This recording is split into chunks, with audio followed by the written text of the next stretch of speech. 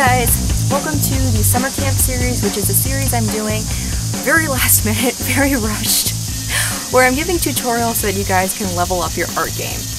I'm filming this outside, as you can probably see, so there's going to be noise interference. This is literally the first take that I've done where there hasn't been construction and an airplane and other like crazy noise interference, so let's cross fingers that the guy across the street doesn't keep doing things. Okay. So today we're going to be talking about perspective, and I know this is a very difficult, annoying, boring kind of subject for most people, so I commend you for clicking on this video.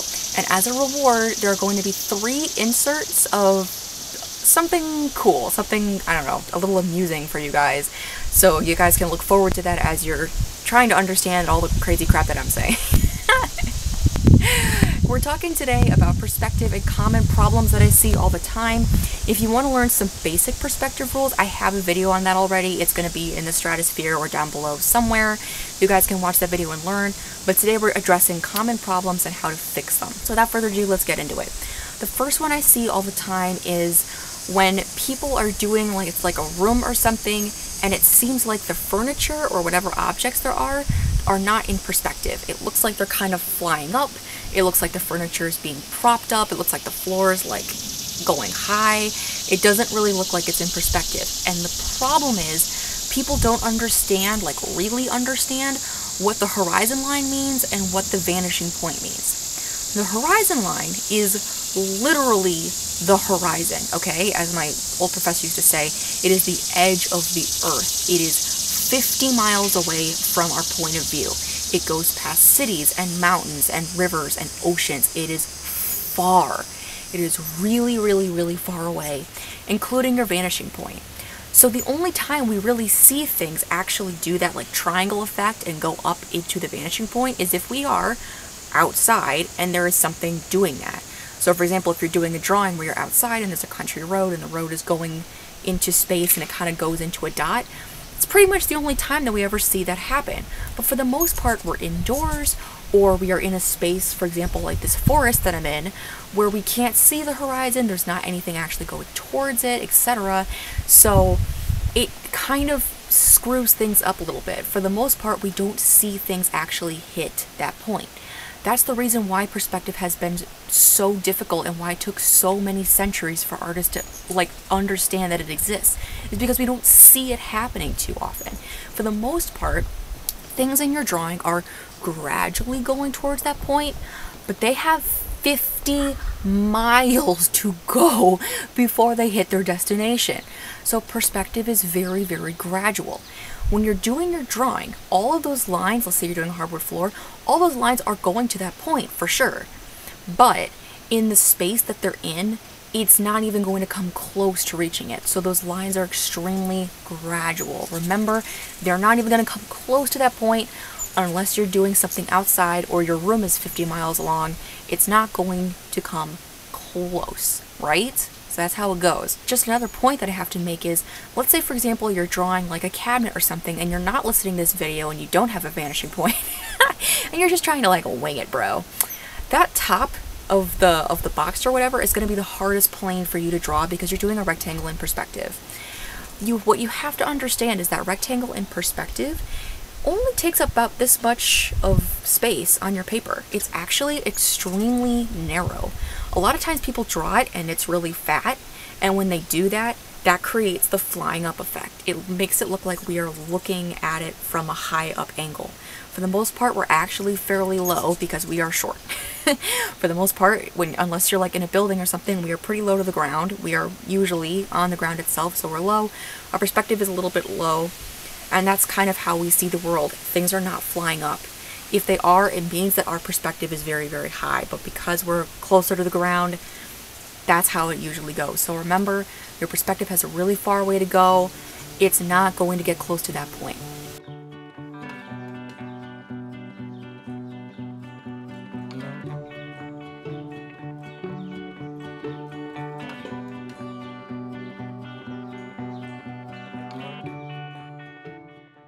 The second thing I see a lot is very deceiving. So take a look at this picture. We've got a character who is sitting on a couch and there's a door off in the distance. To someone who doesn't know perspective, this looks fine. To someone who kind of knows perspective, this looks a little off, but you're probably not sure why. The reason this picture is wrong is because that human is way too tall or that door is way too small. What happens is when people draw their characters, especially when they're sitting, they tend to draw the objects closest to them, closest to that character, in the correct size. We know what a human looks like on a couch, we know how big a couch is in relation with that human, so it looks like it's fine. But once you start going off into the distance, into the middle ground or the foreground, we start to forget that yes, humans are too in perspective. So if we kind of sketch that character as if it's standing up, we can tell immediately that they are way too big for that door. So a technique that you can use to make sure that your humans are in perspective is, you know how when you're doing your perspective lines, like for a door, it creates like a V, because you've got like that top line of the door and the bottom line for the door.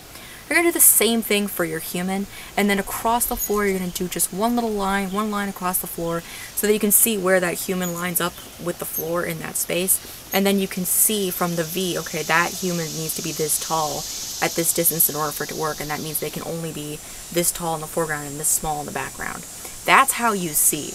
And if that doesn't make a lot of sense to you, again, go to the video that I've linked down below, because I talk about it in that video a little bit more and you can see a bit more for yourself. But basically, if your character is sitting, or if they're lying down or something, that tends to really distort our perspective. It really makes us confused. So you have to remember that your human has a height, a full height, and you have to remember that it is also in perspective and follows the rules of perspective, because otherwise your human is going to look like it's in a dollhouse, or it's going to look like the room is extremely long because you've got very small objects, so they must be very far away. And we don't want that. We don't want that. So, check your humans.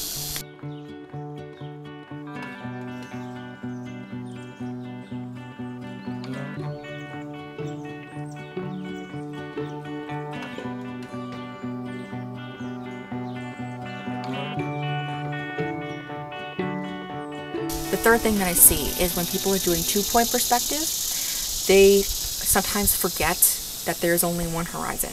We only have one horizon because we're only on one Earth, right? It's just one. So those vanishing points have to be on the same horizon line. There's only one line, they have to be together, they're parallel. If your horizon line is up here, great. If it's down here, also great. But they have to stay together. If you have one over here and one over here, you're going to have some things look normal and other things look very distorted. And you get these very weird, convoluted rooms where nothing makes sense, and that doesn't work at all. So remember, if you're going to do two-point perspective, they have to be together on the same horizon plane and stick with those points.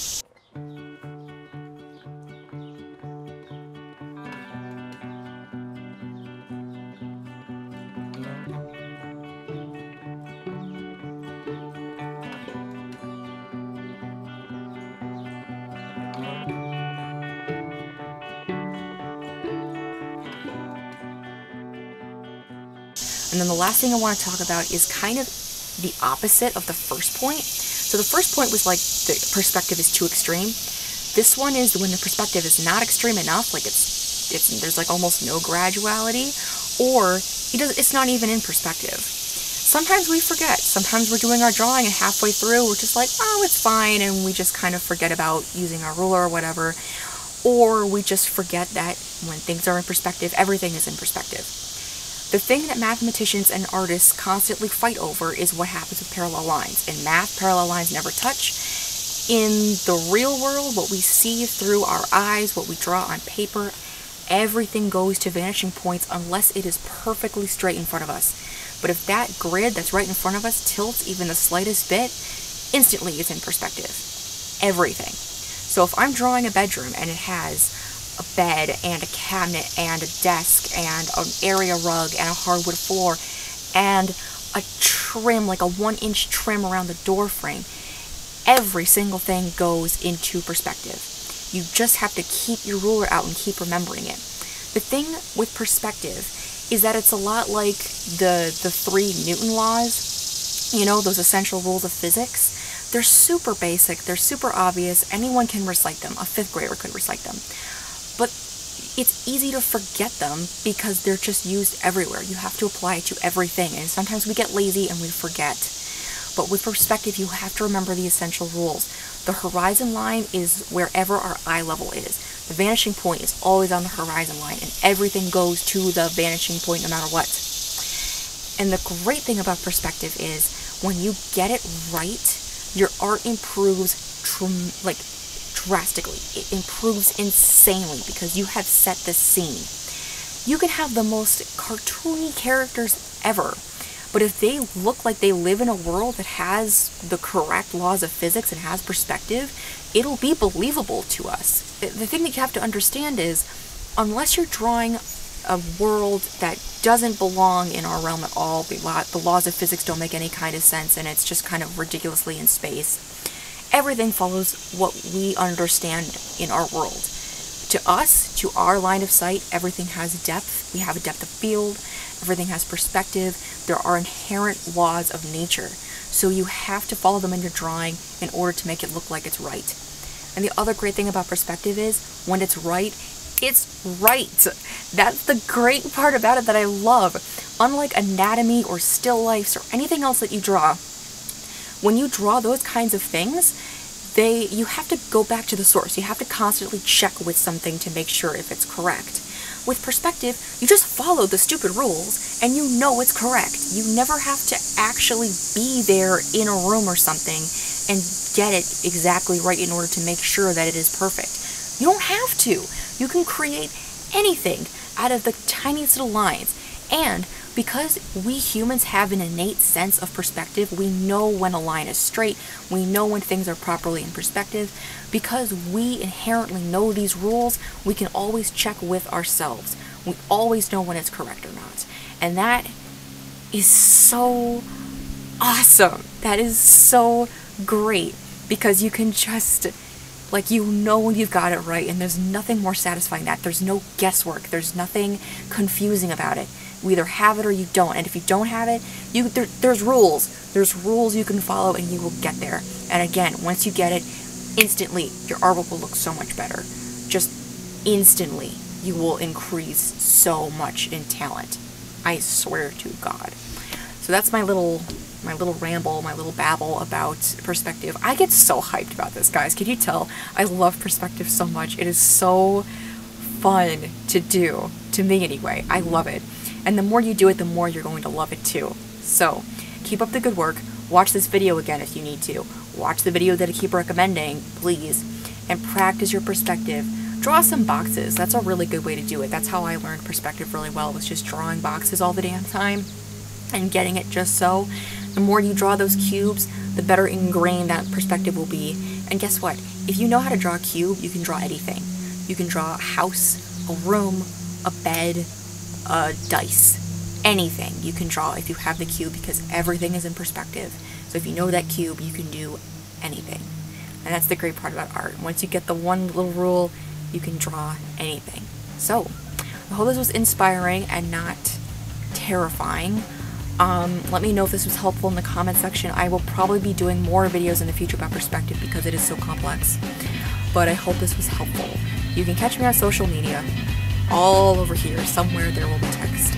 And I will see you guys in the next video, which hopefully will be out very soon. Love you guys, and I'll see you later. Bye!